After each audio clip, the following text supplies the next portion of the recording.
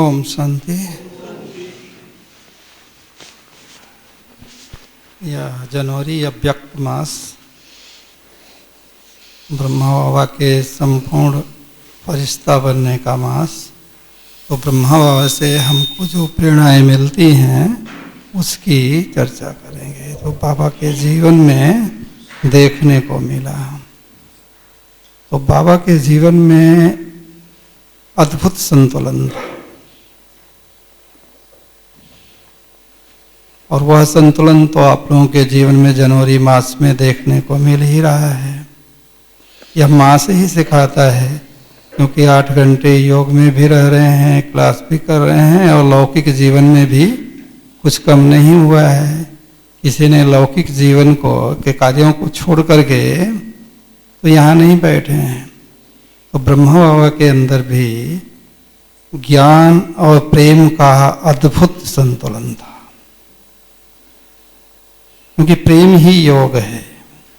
ज्ञान योग कहने के बजाय ज्ञान और प्रेम का अद्भुत संतुलन था।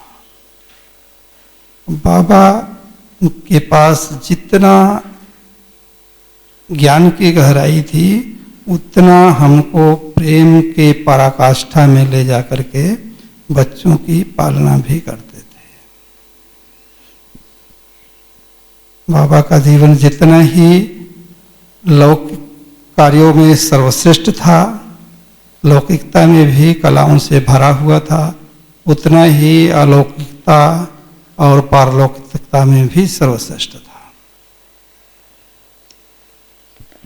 बाबा हम बच्चों को देही अभिमानी स्थिति का बनाने का ज्ञान भी देते थे कि देही अभिमानी स्थिति हमेशा रखो, तो साथ ही साथ शरीर के स्वास्थ्य के तरफ भी आकृष्ट करते थे कि शरीर का स्वास्थ्य हम अच्छे से अच्छा रखें। साथ ही साथ ये भी कहते थे कि बच्चे, ये दुनिया बिल्कुल तमोप्रधान है, तमोप्रधान है, और जन्म जन्मांतर के विकर्मों का बोझ भी है, तो शरीर में बीमारी तो रहेगी। लेकिन अगर इसी बीमारी का ही चिंतन करते रहोगे तो बाबा से योग कैसे लगेगा। तो बाबा ये भी कहते थे कि ये शरीर की बीमारी को दवा और दुआ दोनों से ठीक करो।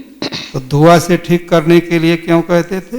दुआ तो तभी मिलेगी जब हम शरीर को ठीक रखते हुए सेवा भी करेंगे और बाबा को याद भी करेंगे। तो बाबा की याद में रह करके सेवा तभी कर पाएंगे जब शरीर का भी स्वास्थ्य रखेंगे, ध्यान रखेंगे। बाबा कहते थे लेकिन शरीर के स्वास्थ्य का चिंतन नहीं करो।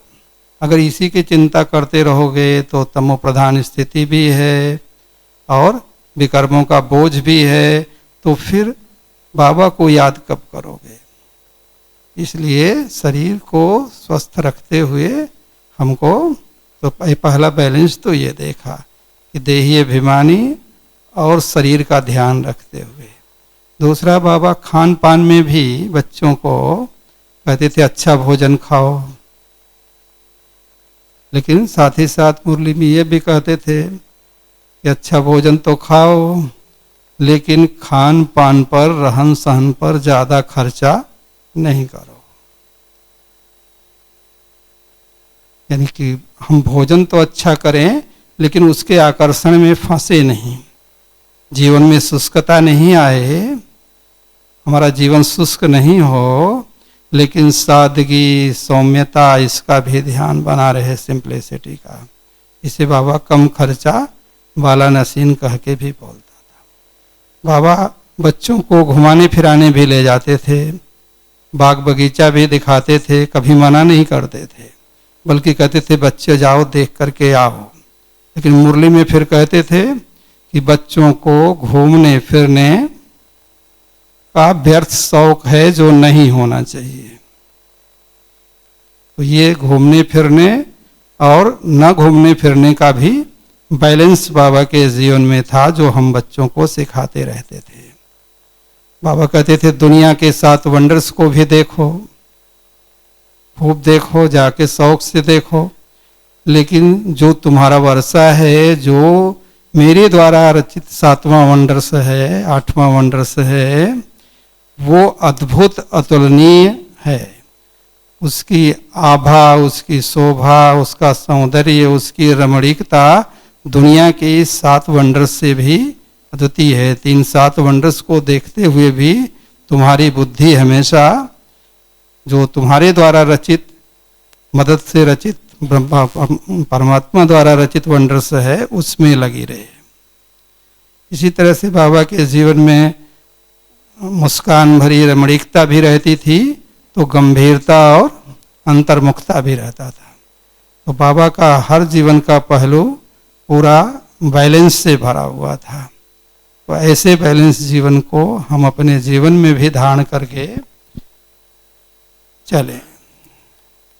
और बाबा हमेशा सरल भी थे तो सर्वांगीण भी थे, निराला भी थे तो सब तरह से रमणीक भी थे। बाबा का जीवन सब कुछ अद्भुतता से भरा हुआ था। लौकिक कार्यों में अद्भुत सफलता, अद्भुत कार्यकुशलता भी थी, तो अलौकिक और पारलौकिक जीवन में भी श्रेष्ठ थे। तो ऐसे ब्रह्मा बाबा के जीवन से हमको भी अपने जीवन में अद्भुत संतुलन बनाए रखने का उनसे शिक्षा लेकर के चलना चाहिए। ओम शांति।